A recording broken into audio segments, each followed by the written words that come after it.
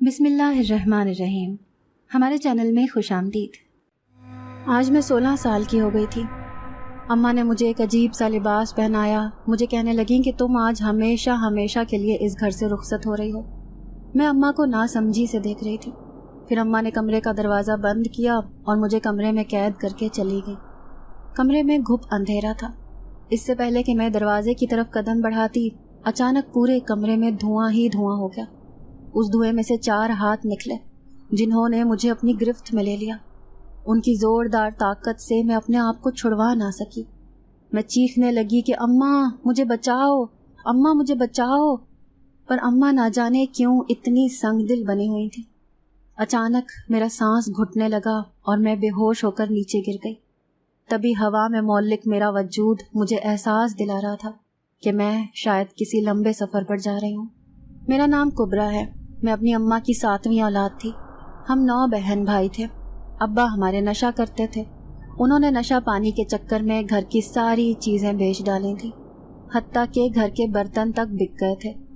میں ابھی صرف 5 سال کی تھی اور مجھ سے چھوٹے 2 بہن بھائی تھے، باقی سب مجھ سے بڑے تھے۔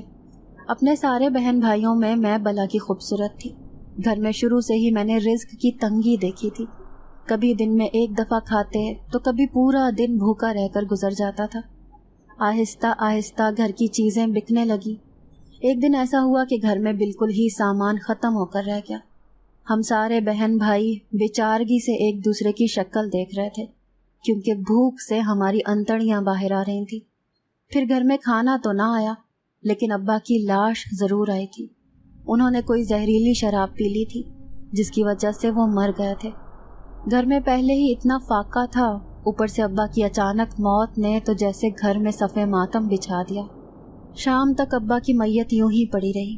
اماں کے پاس اتنے پیسے بھی نہ تھے کہ ایک کفن دفن کا بندوبست کر لیتی۔ ناچار ایک پڑوسی آیا جس نے یہ سارا بندوبست کیا۔ ہم اتنے بھوک سے نڈھال تھے کہ ہمیں ابا کی موت پر رونا تک نہیں آ رہا تھا۔ اماں بے بسی کی حالت میں ہم سارے بہن بھائیوں کو دیکھ رہی تھیں۔ اب وہ عدت میں تھیں اور کہیں جا بھی نہ سکتی تھیں۔ انہوں نے ہمارا بھوک سے برا حال دیکھا تو رات کے اندھیرے میں وہ اٹھی اور ہم سب بہن بھائیوں کو گھر میں رہنے کا کہہ کر وہ خود کہیں چلی گئی۔ ہم بہت دیر تک اماں کا انتظار کرتے رہے۔ بھوک کی حالت میں نیند بھی نہیں آ رہی تھی۔ پھر جب دروازے پر دستک ہوئی تو میں نے بھاگ کر دروازہ کھولا۔ دروازے پر اماں تھی۔ ہم سارے بہن بھائی ان کو آس بھری نظروں سے دیکھ رہے تھے، اور پھر یہ دیکھ کر ہماری خوشی سے باچھیں کھل گئیں کہ اماں کے ہاتھ میں ایک بڑا سا تھیلا تھا جس میں سے لذیذ کھانے کی خوشبو آ رہی تھی۔ بھوک سے ویسے ہی برا حال تھا، اسی لیے ہم سارے بہن بھائیوں نے خوب سیر ہو کر کھانا کھایا۔ میری بڑی باجی بینش اماں سے کہنے لگی، اماں اتنی مہربانی کس نے کی ہمارے اوپر جو ہمیں اتنا لذیذ کھانا دے دیا؟ قسم سے زندگی میں ایسا کھانا کبھی نہ کھایا تھا۔ اماں دھیمے سے مسکرا دی، کہنے لگی، تو فکر نہ کر، اب میں تم سب کے لیے روزانہ اتنا ہی لذیذ کھانا لایا کروں گی۔ وہ نہ جانے روزانہ کہاں جاتی تھی، پھر جب واپس آتی تو ان کے ہاتھ میں ڈھیروں کھانے کے شوپر ہوتے، کبھی لذیذ کھانے تو کبھی رسدار پھر۔ ان کھانوں کی خوشبو ہمارے پورے گھر میں پھیل جاتی تھی۔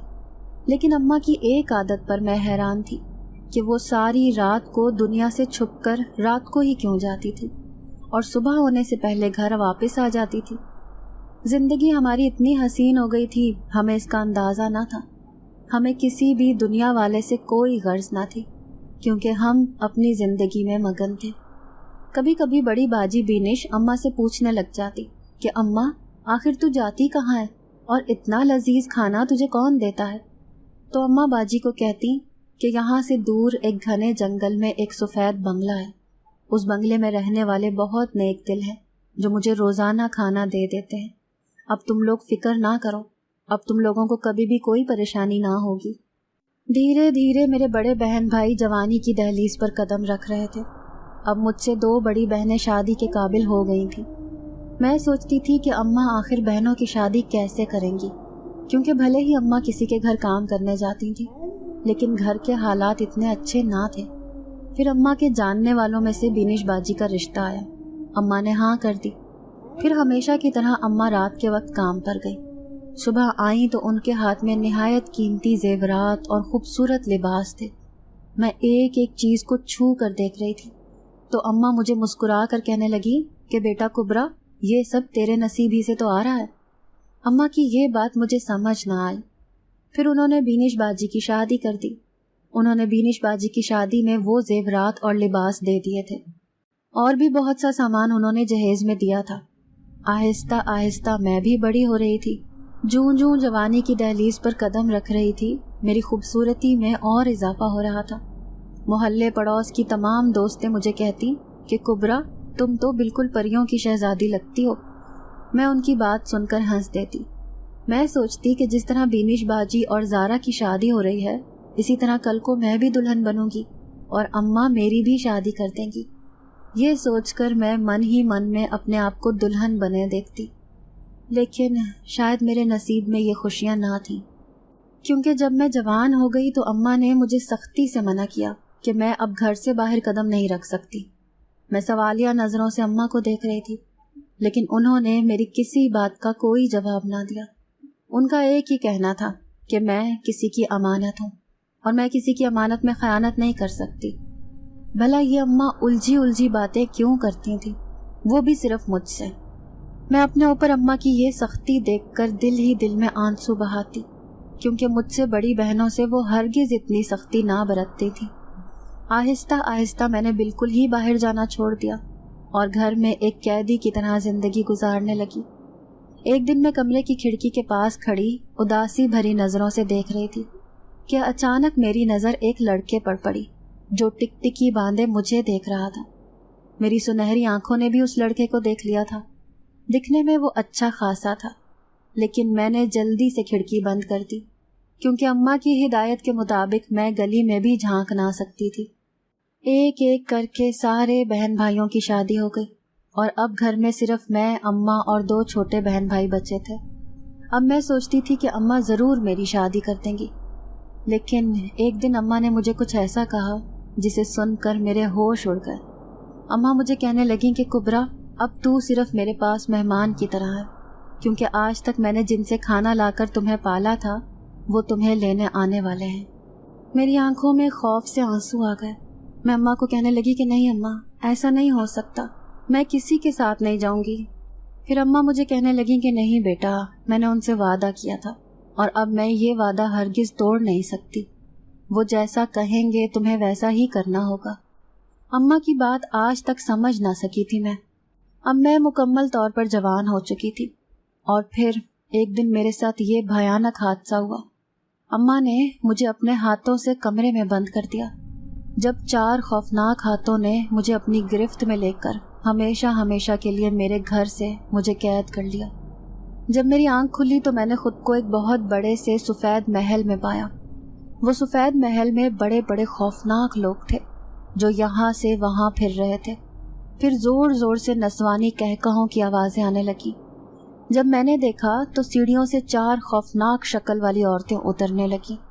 میں ایک کرسی پر بیٹھی تھی۔ میرے ہاتھوں پاؤں کو ایسے باندھا گیا تھا کہ کہیں میں اٹھ کر بھاگ نہ جاؤں۔ سامنے ہی ایک تخت تھا جس پر ایک لمبے قد کا آدمی بیٹھا ہوا تھا۔ اس کے پاس 2 عجیب سے لوگ کھڑے تھے جو پنکھے سے اسے ہوا دے رہے تھے۔ مجھے ہوش میں آتا دیکھ کر ایک آدمی میرے قریب آیا۔ آج تک میں نے ایسا انسان نہ دیکھا تھا۔ اس کی آنکھیں بالکل سفید تھی اور اس میں کالے ڈیلے ہرگز نہ تھے۔ پھر وہ تخت پر بیٹھے آدمی کو کہنے لگا، لگتا ہے آدم زادی کو ہوش آ گیا ہے حضور۔ میں آنکھیں پھاڑ پھاڑ کر چاروں طرف دیکھ رہی تھی، کیونکہ اس محل میں چاروں طرف عجیب خوفناک شکل والے لوگ گھوم رہے تھے۔ پھر اس نے 2 عورتوں کو اشارہ کیا کہ اس لڑکی کو میرے پاس اٹھا کر لاؤ۔ پھر وہ عورتیں میرے ہاتھ پاؤں کی رسیاں کھولنے لگیں اور مجھے تخت پر بیٹھے ہوئے آدمی کے پاس لے گئے۔ وہ آدمی مجھ سے کہنے لگا، تم یہاں آنے پر راضی نہیں تھی؟ تمہاری ماں کے کہنے کے مطابق تم نے بہت واویلا مچایا تھا، اسی لیے مجبوراً ہم تمہیں یوں قید کر کے لانا پڑا۔ اس کی بات سن کر مجھے پھر رونا آیا تھا اور میں زور زور سے آنسو بہانے لگی۔ وہ سب منہ بنا کر مجھے دیکھ رہے تھے جیسے میرے رونے سے انہیں غصہ آیا ہو۔ پھر اس آدمی نے مجھے اپنے پاس بلایا، مجھے تخت پر بیٹھنے کا کہا۔ میں ڈرتے ڈرتے اس کے قریب بیٹھ گئی تو وہ مجھے کہنے لگا، گھبراؤ مت شہزادی، ہم تمہیں یہاں کسی برے کام کرنے کے لیے نہیں لے کے آئے ہیں، तुम हमारे राजा बेटे की ख्वाहिश हो, इसीलिए हम तुम्हें इज्जत और तकरीम देना चाहते हैं और इस महल की रानी बनाना चाहते हैं। वो मुझसे अजीबोगरीब किस्म की बातें कर रहे थे। फिर मुझे सीढ़ियों से एक लंबे कद का खूबसूरत नौजवान लड़का उतरता हुआ नजर आया। वो मुझे देखकर मुस्कुरा रहा था। फिर तख्त पर बैठे हुए आदमी से कहने लगा, अब्बा हजूर, आज मैं बहुत खुश हूँ, आपने मेरी दिली ख्वाहिश पूरी कर दी है। उसका इशारा मेरी तरफ था। मुझे उनकी बातों की कोई समझ नहीं आ रही थी। फिर उसने वहाँ खड़ी 2 औरतों को इशारा किया कि इस आदमजादी को इस महल के कमरे में ले जाए जो सबसे खूबसूरत कमरा है। अब वो मुझे उठाकर सीढ़ियों से चढ़ती हुई उसी कमरे की तरफ लेकर जा रही थी। वो कद में बहुत लंबी चौड़ी थी। मैं उनके सामने एक नन्ही बच्ची की तरह नजर आ रही थी। फिर उन्होंने मुझे इशारा किया और मैं एक कमरे में चली गई। वो कमरा निहायत खूबसूरत था। इतना रोशनदार कमरा मैंने जिंदगी में पहली दफा देखा था। खूबसूरत पर्दों और बड़े बड़े फानूस से सजा वो कमरा किसी शहजादी का ही हो सकता था। मुझे समझ नहीं आ रहा था कि आखिर मुझे इस महल का सबसे खूबसूरत कमरा क्यों दिया गया था। फिर मैं उस बिस्तर पर लेटी और मुझे लेटते ही नींद आ गई। जब मेरी आंख खुली तो मेरे ऊपर बहुत से लोग झुके हुए मुझे देख रहे थे। शायद वो मेरी आंख खुलने का इंतजार कर रहे थे। मैं एकदम घबरा कर उठी। फिर उनमें से एक औरत मुझे कहने लगी, तुम्हें बड़े राजा साहब नीचे बुला रहे हैं। मैं खौफ से आंखें फाड़े उसे देख रही थी। मेरा लिबास निहायत मलक्जा सा हो रहा था। मैं यूं ही उठकर बाहर जाने लगी तो उस औरत ने मुझे रुकने का इशारा किया। फिर मेरे कपड़ों पर हाथ फेरने लगी। उसका हाथ फेरना था कि अचानक मेरे कपड़े पूरी तरह से तब्दील हो गए। वो लिबास निहायत खूबसूरत था। उसमें कीमती मोती और नगीने जड़े हुए थे। तभी अचानक मेरी नज़र सामने लगे आईने पर पड़ी। गहरे सुर्ख रंग के लिबास में मैं किसी दुल्हन की मानंद दिखाई दे रही थी। मैंने अपना इतना हसीन रूप आज तक न देखा था। अब मैं उसके पीछे पीछे जा रही थी और वो मुझे लेकर उसी राजा साहब के पास पहुंच गई जो कल तख्त पर बैठा था। उसके बराबर में वही लड़का भी बैठा था जो सीढ़ियों से उतरता हुआ नीचे आया था। उस महल की हर चीज़ सफ़ेद थी। ऐसा लगता था जैसे बर्फ़ का तूफान उस महल में मौजूद हो। सिवाय उन औरतों और आदमियों के काले लिबास के अलावा वहाँ हर चीज़ पर सफ़ेदी बिखरी थी। तभी उन 2 औरतों ने मुझे कुर्सी पेश की और बैठने का इशारा किया। अब मैं वहाँ बैठ चुकी थी। उन सब के बीच में एक खूबसूरत शहजादी लग रही थी। फिर तख्त पर बैठा वो लंबा चौड़ा आदमी मुझे कहने लगा, मैं इस महल का सरदार हूँ। मेरा नाम राजा गासिद है। ये मेरा बेटा कुरताम है। तुम्हें ये जानकर हैरत होगी कि हम सारे इस सफ़ेद महल में रहने वाले जिन्नात हैं, तुम्हारी तरह इंसान नहीं। आज मैं तुम्हें बता देता हूँ कि तुम्हें यहाँ क्यों लाया गया है। आज से 15 साल पहले एक रोती पीटती मजबूर औरत इस सफ़ेद महल में आई थी। वो रो रो कर हमसे कह रही थी कि मेरे बच्चे 3 दिन से भूखे हैं और उन्हें इस वक्त खाने की ज़रूरत है। फिर मैंने उसे यहाँ मुलाजमा की नौकरी पर रख लिया। उससे कहने लगा कि अगर तुम हमारी एक बात मानोगी तो बदले में हम तुम्हारे सारे बच्चों के खाने पीने की तमाम ज़रूरियात को पूरा कर देंगे। वो इस बात पर राज़ी थी। उसने हमारी शर्त मान ली थी। हमारी शर्त के मुताबिक उस औरत के 9 बच्चे थे। उन 9 बच्चों में से उसने सबसे खूबसूरत बेटी हमारे हवाले करनी थी। वो औरत हमारी दी हुई शर्त पर राज़ी थी। इसीलिए इस महल में रहने वाले सारे जिनज़ादे और जिनज़ादियाँ बहुत खुश थीं। मेरा बेटा कुरताम इस महल का राजा बनेगा, लेकिन इसकी शुरू से एक ही जिद थी कि वो अपनी शादी किसी जिनज़ादी से नहीं बल्कि आदमजादी से करेगा। इसे आदमजादियाँ अच्छी लगती हैं, तो मैं किसी भी आदमजादी पर अपनी ताकत से अमल करके उसे अपने बेटे की बीवी बना सकता था, लेकिन वो आदमजादी जो खुशी से मेरे बेटे की बीवी बनने पर राज़ी हो, ना कि ज़ोर ज़बरदस्ती से मैं किसी के ऊपर जुल्म करूं। इस महल में आने वाली औरत तुम्हारी माँ थी और उसने जब तुम्हारी तस्वीर मेरे बेटे को दिखाई तो ये तुम्हारे इश्क में पागल हो गया और ज़िद करने लगा कि वो अपनी शादी इसी आदमजादी से करेगा। तुम्हारी माँ का कहना था कि तुम ये हकीकत जानकर कभी भी इस महल में आने पर राज़ी ना होगी, इसीलिए मजबूरन हमें सारी सच्चाई तुमसे छुपानी पड़ी। अब हम जल्द ही तुम्हारी शादी अपने बेटे जिनज़ादे कुरताम के साथ कर देंगे। मैं दहशत से उनकी बातें सुन रही थी। میں سوچ بھی نہیں سکتی تھی کہ میری اپنی سگی ماں میرے ساتھ یہ سلوک کریں گی اور مجھے ان جنات کے حوالے کر کے یہاں بھیج دیں گی۔ اس جن زادے راجے کا بیٹا مجھے مسکرا کر دیکھ رہا تھا، لیکن مجھے ان سب سے بہت خوف محسوس ہو رہا تھا۔ پھر میں زور زور سے رونے لگی اور ان سب سے کہنے لگی کہ نہیں، خدا کے لیے مجھے اپنے گھر جانا ہے۔ میں کسی صورت بھی کسی جن زادے سے شادی نہیں کر سکتی۔ میں ایک آدم زادی ہوں اور کسی انسان سے ہی شادی کروں گی۔ میں نے دیکھا کہ میری بات سن کر ان سب کے چہروں پر شدید غصہ تھا۔ پھر راجہ صاحب نے 2 جن زادیوں کو اشارہ کیا کہ وہ مجھے اٹھا کر وہاں سے واپس کمرے میں لے جائیں۔ اب ان دونوں خوفناک جن زادیوں نے مجھے بازو سے پکڑا اور گھسیٹتے ہوئے اسی کمرے میں لے گئے، لیکن اب اس کمرے کی ساری صورتحال بدل چکی تھی۔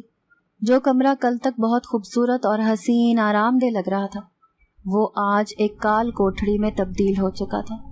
اس میں چھوٹے چھوٹے بونے چاروں طرف پھر رہے تھے۔ میں ان بونوں سے بچ بچ کر چل رہی تھی۔ ان بونوں کے عجیب چہرے مجھے دیکھ دیکھ کر مذاق اڑا رہے تھے۔ اسی کمرے میں ڈھیر سارے جانوروں کی کھوپڑیاں بھی رکھی تھیں، کچھ جانوروں کے پنجے بھی رکھے تھے۔ شاید وہ جنات مجھے ڈرانے کی کوشش کر رہے تھے۔ میں دہشت زدہ سی یہ سارے منظر دیکھ رہی تھی۔ تبھی اچانک بہت سی چمگادڑیں اڑتی ہوئی آئیں اور میرے سر کے اوپر سے چیختی ہوئی گزر گئیں۔ میں ان کی دہشت سے نیچے گر پڑی۔ میں جیسے ہی نیچے گری تو بہت سارے بونے آئے اور میرے اوپر چڑھ کر اچھل کود کرنے لگے۔ پوری رات میرے ساتھ یہی ہوتا رہا۔ کبھی کھوپڑیاں اڑتی ہوئی آتی تو کبھی چمگادڑیں، اور کبھی وہ بونے اچھل کود کر کے مجھے ڈراتے رہے۔ تبھی میں روتی پیٹتی دروازے تک گئی اور زور زور سے دروازہ بجانے لگی، لیکن میری آواز سننے والا وہاں کوئی نہیں تھا۔ دروازہ بجا بجا کر میرے ہاتھ دب گئے اور میرے ہاتھوں سے خون رسنے لگا، لیکن دروازہ نہ کھلا۔ ان خوفناک منظر کو دیکھ دیکھ کر دہشت سے میں بے ہوش ہو کر نیچے فرش پر جا گری۔ پھر جب مجھے ہوش آیا تو میں اس کال کوٹھڑی کا دروازہ کھلا پڑا تھا۔ میں اپنے تھکے ہوئے وجود کو لے کر اس دروازے سے باہر آئی۔ وہ خوفناک جن ذاتیاں مجھے دیکھ دیکھ کر میرا مذاق اڑا کر ہنسنے لگی۔ میں نے بے بسی سے رونا شروع کر دیا۔ مجھے شدید قسم کی بھوک لگی ہوئی تھی۔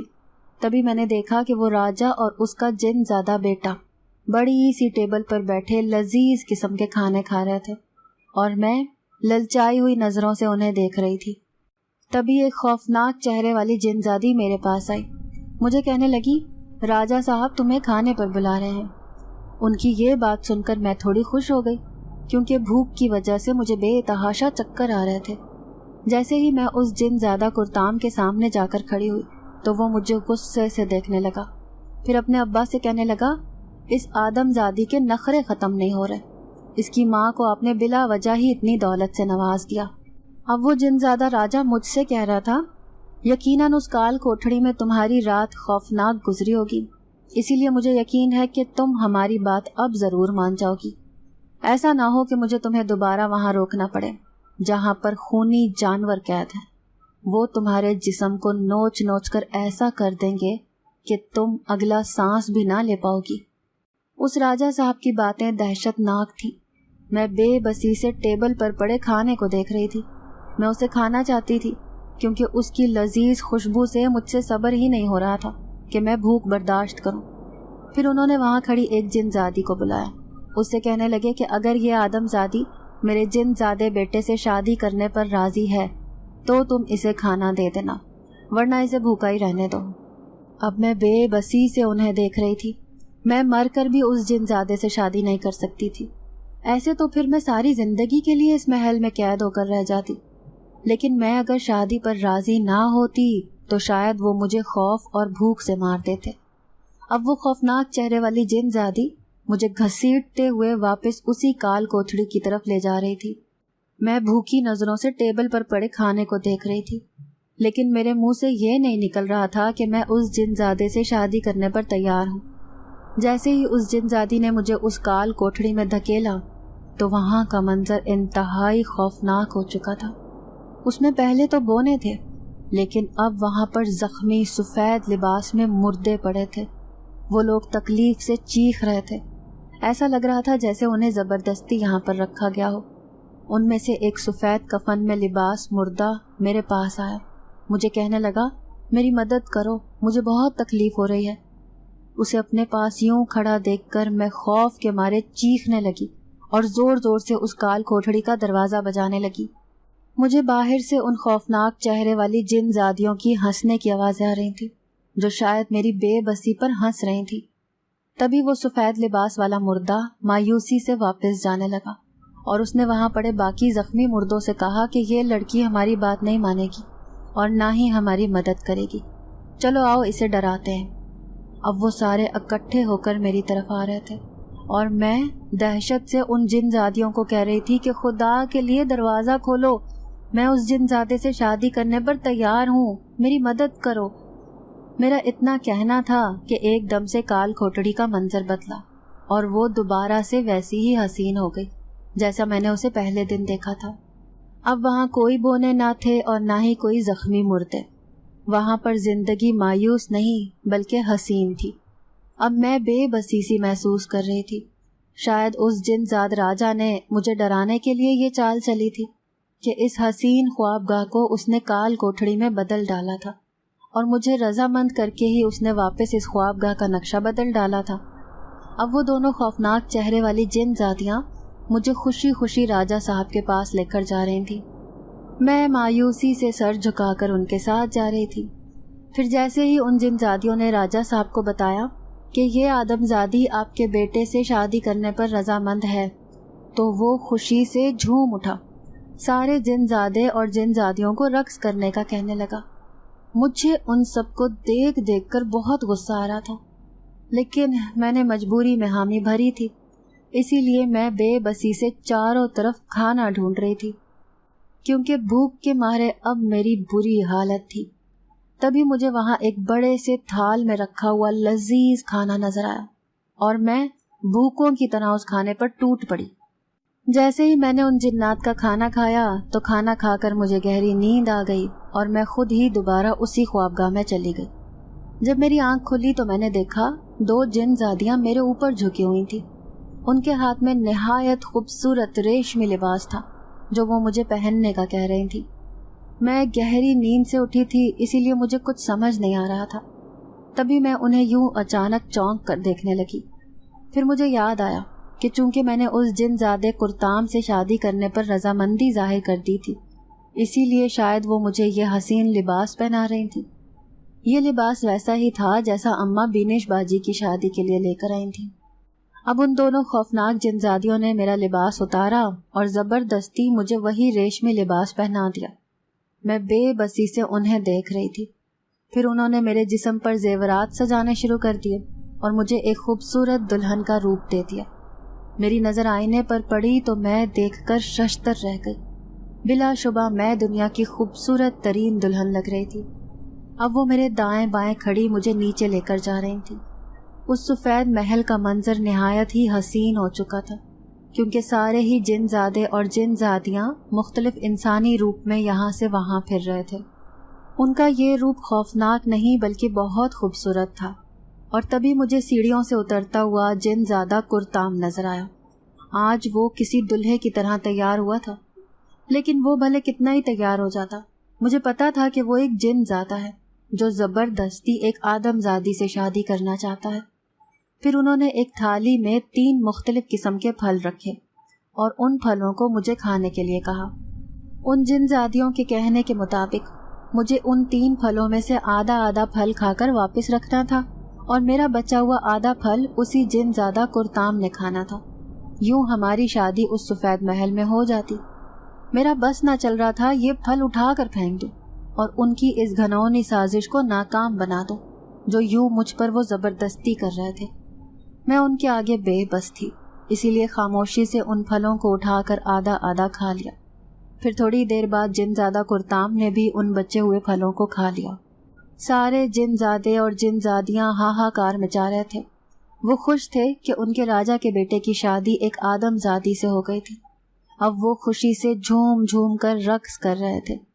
میں دل ہی دل میں اماں کے بارے میں سوچنے لگی کہ اس نے سارے بہن بھائیوں کی زندگیوں میں خوشیاں بکھیرنے کے لیے میری زندگی کی خوشیوں کو برباد کر دیا اور مجھے ہمیشہ کے لیے اس سفید محل کا قیدی بنا دیا۔ اب وہ جن زادہ کرتام جس کی میں بیوی بن چکی تھی وہ نہ جانے مجھ سے کیا سلوک کرنے والا تھا۔ آج اس سفید محل میں جن زادیوں کا ایک طوفان مچا ہوا تھا، کیونکہ وہ تعداد میں بہت زیادہ تھی۔ میں اس پورے محل کو دیکھنے لگی کہ کہیں سے تو مجھے رہائی کا کوئی راستہ نظر آئے۔ کرتام ایک جن زادہ تھا، اس نے زبردستی میرے ساتھ شادی کی تھی۔ جب میں نے اس کا لایا ہوا کھانا کھانے سے انکار کر دیا تو وہ مجھے زبردستی کھانا کھلانے لگا۔ پھر میں یہیں روتے روتے اسی خوابگاہ میں چلی گئی۔ میں سوچ بھی نہیں سکتی تھی کہ اب یہی سفید محل میرا ٹھکانہ بن چکا تھا۔ میرا تھکن سے برا حال تھا، اسی لیے میں جلد ہی نیند کی آغوش میں چلی گئی۔ میں گہری نیند میں تھی جب مجھے محسوس ہوا جیسے کوئی میرے چہرے کو چھو رہا ہو۔ میں ہڑبڑا کر اٹھی تھی۔ وہ جن زیادہ کرتام تھا جو میرے نہایت قریب بیٹھا ہوا تھا۔ میں خوف سے پیچھے ہٹی اور کونے میں جا کر کھڑی ہو گئی۔ جن زیادہ مجھے ناراضگی سے دیکھنے لگا، پھر مجھ سے کہنے لگا، ہم دونوں میاں بیوی ہیں، اب تمہارا یوں مجھ سے ڈرنا مجھے غصہ دلا رہا ہے۔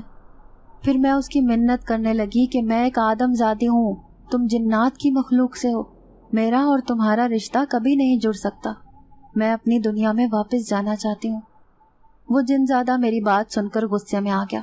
مجھے کہنے لگا کہ نہیں، میں ایک آدم زادی سے شادی کرنا چاہتا تھا اور اب تمہیں میرا بچہ پیدا کرنا ہوگا۔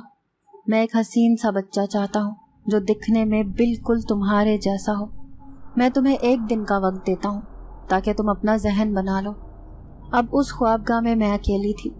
مجھے پوری رات نیند نہ آئی۔ میں سوچ سوچ کر پریشان ہوتی رہی کہ آخر یہ سب میرے ساتھ کیا کرنے والے ہیں۔ پھر دوسرے دن 2 جن زادیاں میرے پاس آئیں۔ وہ زبردستی میرے پیٹ پر کپڑا باندھنے لگی۔ جب میں نے ان سے پوچھا کہ تم لوگ یہ کیا کر رہی ہو، تو وہ مجھ سے کہنے لگی کہ اس کپڑے پر جن زادے نے ایک خاص عمل کیا ہے۔ جب تم یہ کپڑا اپنے پیٹ پر باندھ لو گی تو اس عمل کی طاقت سے تمہارے پیٹ میں ایک جن کا بچہ جنم لے گا جو تمہارے جیسا خوبصورت ہوگا۔ وہ میرے ساتھ پاگلوں والی باتیں کر رہی تھی۔ میں سوچ بھی نہیں سکتی تھی کہ اس کپڑے کے باندھنے کی وجہ سے میں ایک حاملہ لڑکی بن جاؤں گی۔ جیسے ہی جن زادیوں نے میرے پیٹ پر کپڑا باندھا تو مجھے بہت بے چینی ہونے لگی۔ پوری رات نہ سونے کی وجہ سے مجھے اب نیند آ رہی تھی، اسی لیے میں نیند میں چلی گئی۔ جب میری آنکھ کھلی تو میں نے خود کو ایک عجیب سی کیفیت میں پایا۔ میں نہ جانے کتنی دیر سوتی رہی تھی۔ اب میری آنکھ کھلی تو میں نے اپنے پیٹ کی طرف دیکھا جو حد سے زیادہ بڑھا ہوا تھا۔ خوف سے میرے حلق سے آواز تک نہ نکل رہی تھی۔ میں مشکل سے چلتی ہوئی دروازے تک آئی اور پھر سیڑھیوں سے اترتی نیچے چلی گئی۔ مجھے حیرت ہو رہی تھی کہ اس سفید محل میں کوئی بھی نظر نہیں آ رہا تھا۔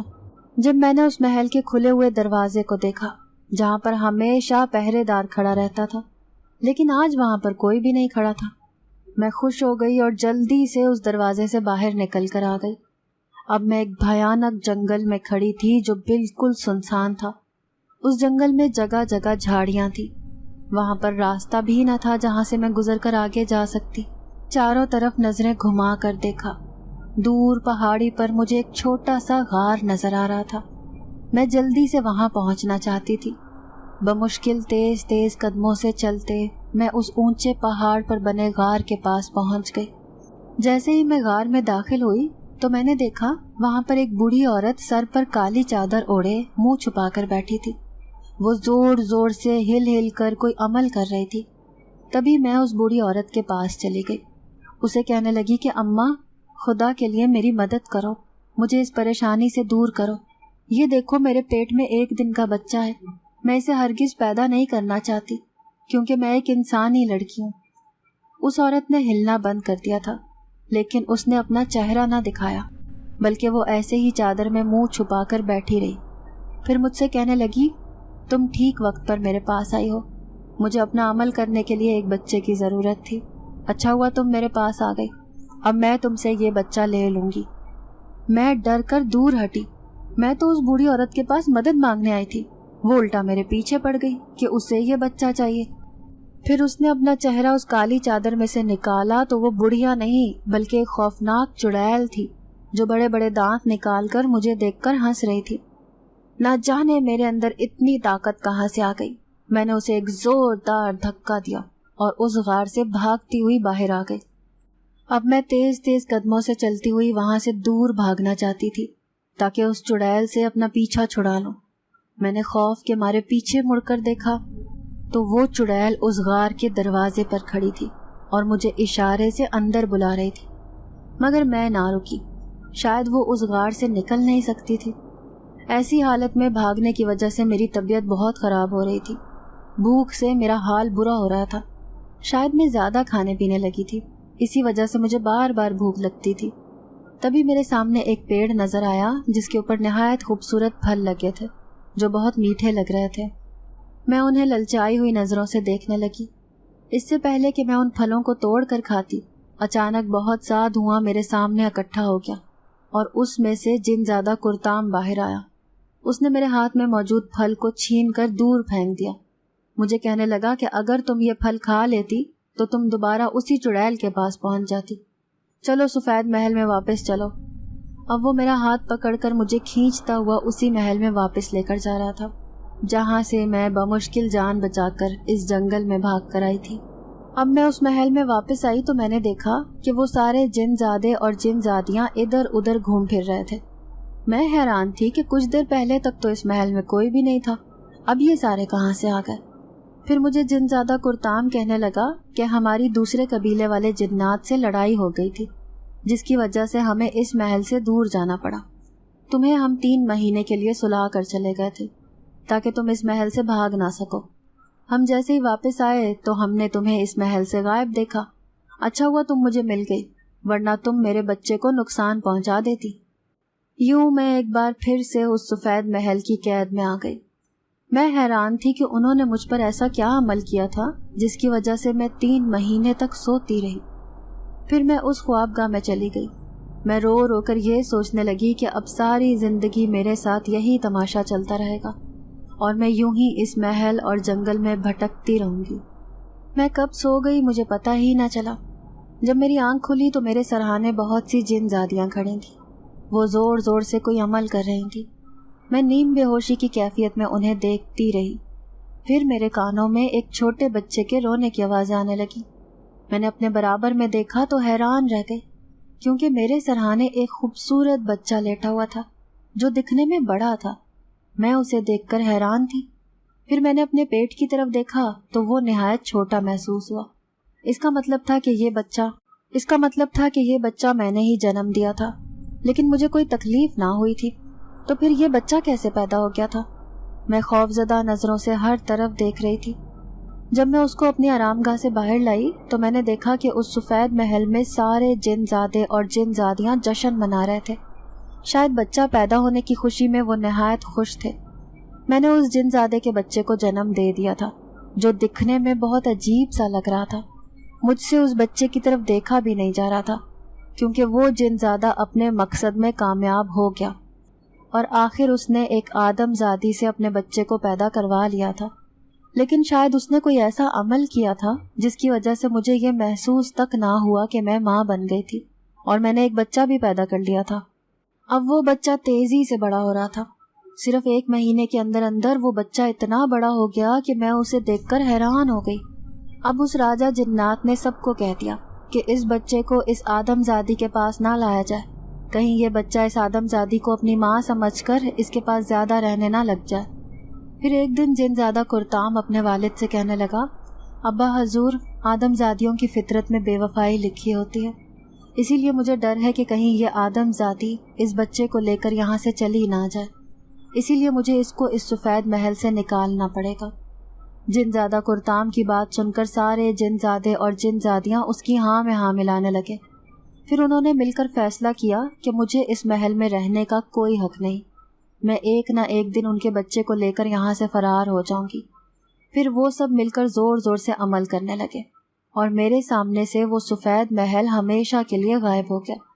میں تنہا اس خوفناک جنگل میں کھڑی تھی جہاں ہر طرف گہرا سناٹا تھا اور بھیانک کالی رات چھائی ہوئی تھی۔ میں نے پیچھے مڑ کر دیکھا تو وہی غار تھا جس میں وہ خوفناک چڑیل رہتی تھی، وہ میری نظروں کے سامنے تھا، لیکن میں وہاں بھی نہیں جا سکتی تھی کیونکہ وہ چڑیل بھی مجھ پر کوئی نہ کوئی عمل کر کے مجھ سے اپنا فائدہ حاصل کر سکتی تھی۔ اب میں یوں ہی روتی بھٹکتی اس جنگل میں گھوم رہی تھی۔ میں سوچنے لگی کہ آخر میری ماں نے میرے ساتھ یہ سب کچھ کیوں کروایا، آخر مجھے کس بات کی یہ سزا ملی تھی۔ यूं ही रोते रोते मैं एक पुराने से पेड़ के नीचे बैठ गई। उस पेड़ की शाखें ज़मीन को छू रही थी। मैं दुआ करने लगी कि कोई तो मेरी मदद को आ जाए इस खौफनाक जंगल में। तभी वहाँ दूर एक सफ़ेद चादर पहने उम्र रसीदा बुजुर्ग वहाँ से गुजरता हुआ मुझे नजर आया। मैं भागकर उसके पास जाने लगी। वो लाठी टेक टेक कर धीमे धीमे चल रहा था। फिर मैं रो रो कर उस बुजुर्ग से फरियाद करने लगी कि बाबा जी, खुदा के लिए मेरी मदद करें। मैं इस जंगल में अकेली हूँ, मुझे कोई रास्ता दिखाएं ताकि मैं इंसानों की बस्ती में पहुँच जाऊँ। उस बुजुर्ग का पूरा वजूद लरज रहा था। शायद उम्र की वजह से उससे खड़ा ना हुआ जा रहा था। वो मुझसे कहने लगे, लड़की, तुम यहाँ जिन्नात के जंगल में क्या कर रही हो? मैं उन्हें सारी रुदात सुनाने लगी जो मुझ पर आज तक बीती थी। मेरी कहानी सुनकर वो बुजुर्ग निहायत दुखी हो गए। फिर दुख से कहने लगे, तुम्हारे साथ तो वाकई जुल्म हुआ है। पहले तुम्हारी माँ ने तुम्हारे साथ गलत किया, फिर उन जिन्नात ने तुम्हारा फ़ायदा उठाने के बाद तुम्हें यूं इस जंगल में अकेला छोड़ दिया। लेकिन तुम फिक्र ना करो, मैं तुम्हारा साथ ज़रूर दूंगा। इसीलिए मैंने अपना एक बोलने वाला तोता तुम्हें दे देता हूँ, जो तुम्हें इस जंगल से निकलने का रास्ता बताएगा। फिर उस बुजुर्ग ने अपने कंधे पर लटके हुए थैले में से मुझे एक काले रंग का तोता निकाल कर दिया। आज तक मैंने जितने भी तोते देखे थे वो सब हरे रंग के होते थे या फिर रंग बिरंगे। काले रंग का ये अजीब सा तोता मैंने अपनी ज़िंदगी में पहली बार देखा था। वो तोता लाल लाल आंखों से मेरी तरफ देख रहा था। मैंने डरते डरते उस काले तोते को हाथ में पकड़ लिया। फिर मैं सोचने लगी कि मैंने उस बुजुर्ग का शुक्रिया तो अदा किया ही नहीं। ये सोचकर मैं पीछे मुड़ी, लेकिन बुजुर्ग मेरी आंखों के सामने से गायब थे। जैसे जैसे वो काला तोता मुझे रास्ता बताता गया, वैसे वैसे मैं उस जंगल से निकलती गई। कभी वो मुझे कहता कि बाईं तरफ मुड़ जाओ, कभी कहता दाईं तरफ। फिर मुझे ये देखकर खुशी हुई कि मेरे सामने एक इंसानों की बस्ती नजर आ रही थी, जहाँ पर इंसान चलते फिरते दिखाई दे रहे थे। जैसे ही मैं उस बस्ती में दाखिल हुई तो वो काला तोता फुर से उड़कर सामने दरख्त पर जा बैठा और मेरे देखते ही देखते वो धुआं बनकर वहां से गायब हो गया। शायद वो कोई जिनज़ादा था जो तोते की शक्ल में उस बुजुर्ग के पास कैद था। मेरी हालत बहुत बुरी हो रही थी। मेरे बाल भी बिखरे हुए थे और चल चल कर भूख और प्यास से मेरा जिस्म नढाल हो रहा था। मेरी हालत किसी फकीरनी से कम ना थी। तभी मैंने झिझकते हुए एक घर का दरवाज़ा बजाया तो दरवाज़ा खोलने वाले को मैं देखकर हैरान रह गई। वो वही लड़का था जो मुझे अक्सर गली में खड़ा नजर आता था। जब मैं खिड़की में खड़ी होती थी तो वो मुझे बड़े गौर से देखता था। मेरी हालत ऐसी थी कि वो शायद मुझे पहचान नहीं पा रहा था, इसीलिए मुझे कहने लगा कि क्या चाहिए। मैं उससे कहने लगी कि मैं फलानी जगह की रहने वाली हूँ, गलती से भटक कर इस बस्ती में आ गई, क्या आप मुझे मेरे घर पहुँचा सकते हैं? अब वो कुछ चौंक कर मेरी तरफ गौर से देख रहा था। फिर शायद मुझे पहचान गया। मुझसे कहने लगा कि आप तो वही लड़की हैं जो उस मोहल्ले में रहती थी। मैंने सुना था कि आप एक लड़के के साथ भाग गई थी। मैं उसकी बात सुनकर रोने लगी। उससे कहने लगी कि नहीं नहीं, मैं भागी नहीं थी, बल्कि मुझे जिन्नात उठाकर ले गए थे।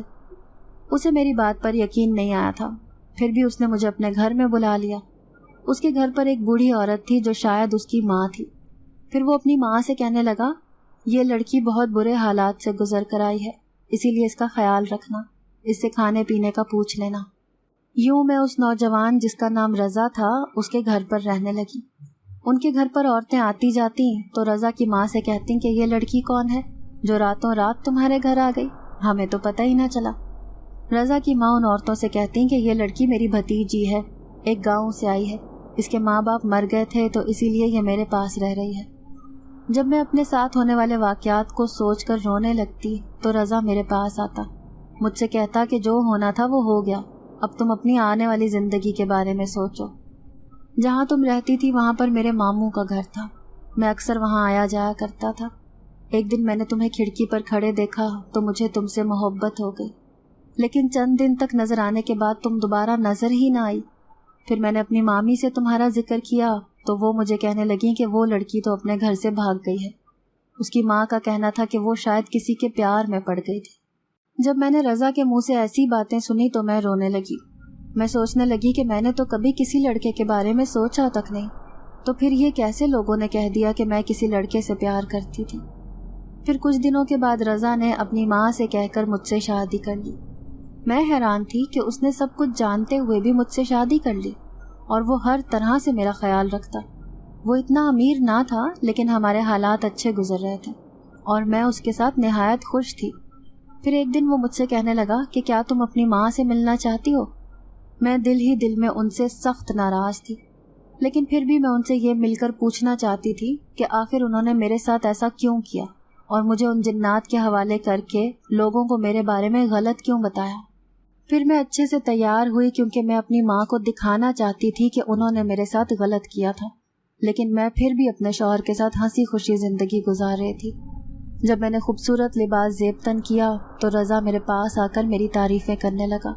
میں اس کی تعریف سن کر شرما گئی۔ پھر ہم دونوں اسی علاقے میں چلے گئے جہاں پر میرا گھر تھا۔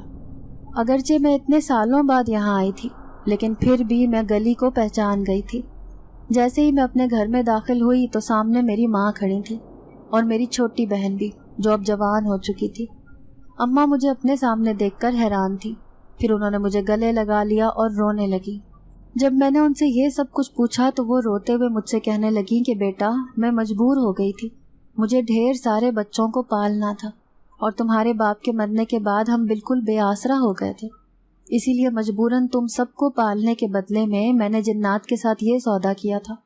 ان کے مجھ پر احسانات تھے تو بدلے میں بھی وہ مجھ سے میری سب سے خوبصورت بیٹی مانگ رہے تھے۔ میں سمجھ گئی کہ اماں حالات کے آگے مجبور تھی اور انہوں نے ایک ماں کی طرح سوچا تھا، لیکن شاید مجھ پر زندگی نے مہربانی کرتی تھی جس کی وجہ سے مجھے کوئی زیادہ نقصان نہ اٹھانا پڑا تھا۔ لیکن پھر بھی جنات کے اس سفید محل کی یادیں ہمیشہ میرے ذہن میں رہ کر مجھے ڈراتی رہیں گی۔ میں نے اپنی اماں کو معاف کر دیا کیونکہ میں سمجھ گئی تھی کہ وہ حالات سے مجبور تھی۔ ناظرین، اگر آپ کو آج کی یہ کہانی اچھی لگی ہو تو ویڈیو کو لائک ضرور کریں۔ اگر آپ کو ایسی دہشت ناک دل کو جکڑ دینے والی کہانیاں پسند ہیں تو ایسی ایک کہانی روزانہ سننے کے لیے ہمارے چینل کو سبسکرائب کریں۔ اجازت چاہتے ہیں، اللہ حافظ۔